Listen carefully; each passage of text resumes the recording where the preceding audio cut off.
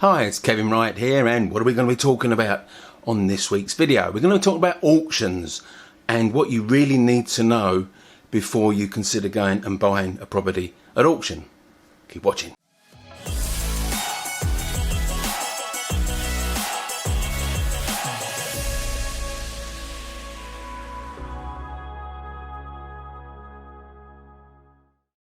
I think everyone comes into property believing that auctions are where the bargains are at. That's not to say you can't get a bargain at an auction property, but they're by no means this nirvana of cheap properties that everyone seems to think when they come into auction. In fact, sometimes the reverse is true. You actually pay more at auction than you would if you bought a similar property through an estate agent.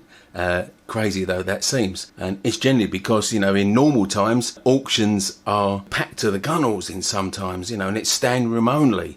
So it's a very febrile atmosphere.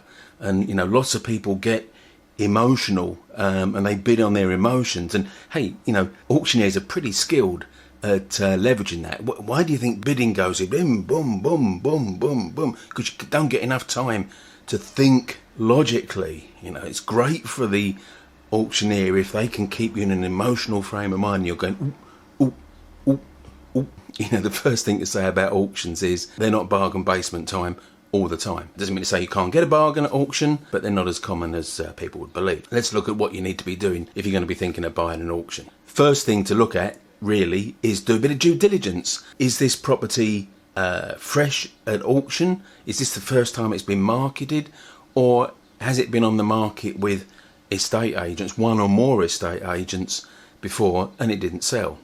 And if it has, what prices was it being offered at, and how does that compare to the guide price in the auction catalogue? Another thing you need to be looking at with properties at auction is why are they there? Not exclusively, but typically it's a place where you put a problem property or a property that's got some sort of issue around it. Often it's unmortgageable, so you need to get some clarity on exactly what is wrong with the property and check if there is something wrong with it that you can fix it. So that's a key thing to be wary of at auctions. Having done your due diligence and worked out what you can afford to bid on this property, now if you're not sure how to do that, check out my other video about how to work out the maximum price to pay for a property. The really important thing is to identify the maximum you can pay to make the return that you want and then stick to it. So it's very easy. We talked about this febrile atmosphere in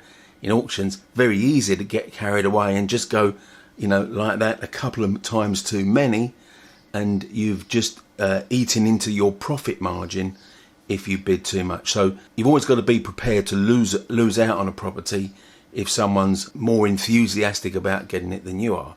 And hey, if someone wants to make no money out of a property, well, let them. Another key thing to remember about auctions is the time frame that you've got to complete, because it's a lot tighter than typically with an estate agent. There are differences in the 350 or so auction houses, but typically you'd get 28 days to complete from the fall of hammer.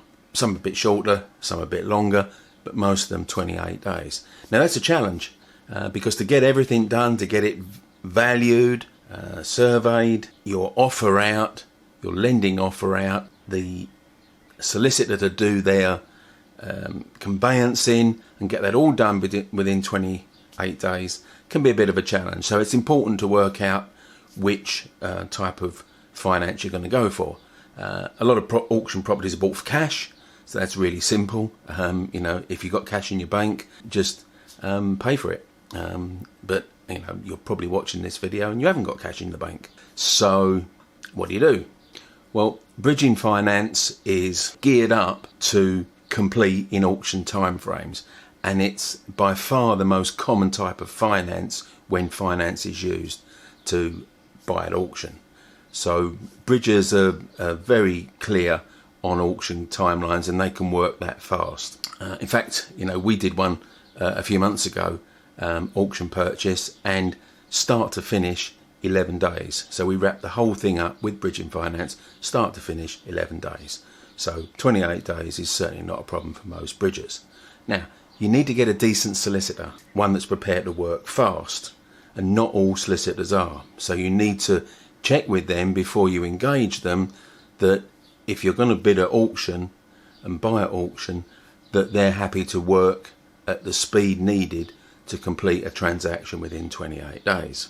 Last big thing you need to check before you bid at auction is the legal pack. Now the legal pack is where often auction sellers are going to throw a few of what I like to call little grenades. And they explode on the buyer as soon as they bought the property.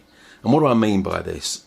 Costs that you as a buyer weren't anticipating because it wasn't in the text on the auction lot. It could be that the legal pack says that the buyer is responsible for the seller's legal costs. It could be that the buyer is responsible for the seller's auctioneer's costs. It could be that the buyer is responsible for what's just called a seller's premium. The important thing here is that these can sometimes add up to several £1,000s, and if you haven't read the legal pack carefully, you can think you're buying a property at X amount, but it's actually several £1,000s higher up here, and that can bite a big hole in your profit margin. There we are. So here's a few things to give you some guidance on how to bid more safely if you're going to go and buy properties at auction.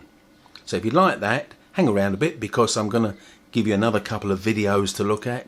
There's a bundle of videos on this YouTube channel, so you can, browse to your heart's content really, but I'm going to suggest a couple that might be of interest to you. So hang around and watch those. And if you like this or you want to make a comment, then please click like, and if you pop a comment, I'll answer it for you. And I'll be back next week with a different property finance tip.